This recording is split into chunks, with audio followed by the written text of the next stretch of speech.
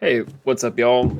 I just wanted to tell you guys about the best day of my life, which was earlier today. A wonderful woman named Carmen made a very informed and wise purchase decision and bought one of my lamps. It was one of my Einstein lamps. I hadn't sold one before. It took me about 6 months to get this collection together and to get to a point where I could reliably reproduce them. It feels really good to finally sell something that I made and designed. I think, though, at the same time, it's good to reflect on the delay I experienced between making something and then finally generating that much interest around it. I started making this lamp series. I first had the idea in like late November 2025, and in designing and making these lamps, I've had to learn a bunch of new skills. It's been rewarding, but when I finally had my photo shoot done in April and made my listings public, there was not a lot of interest. And when there was interest, I couldn't get it to lead to a sale.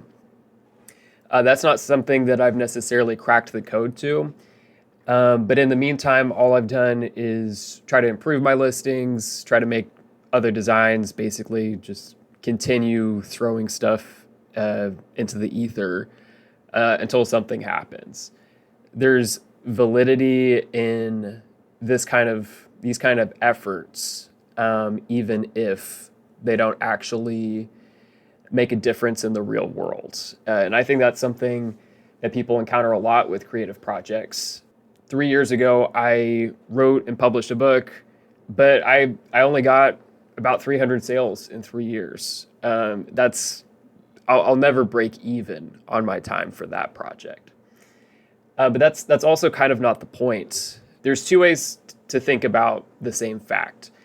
People tend to understand that effortful projects in creating things, basically, art is kind of a catch-all term, but making art, that is a kind of therapy, and it could take different forms, like maybe gardening or straight up painting or writing.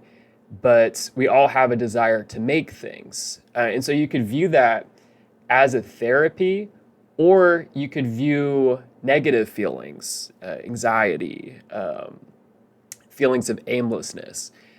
You could view that as your brain's signal that it's hungry to make things. And that's kind of a more positive way of looking at it, like your brain is kicking you along the path that you know is there.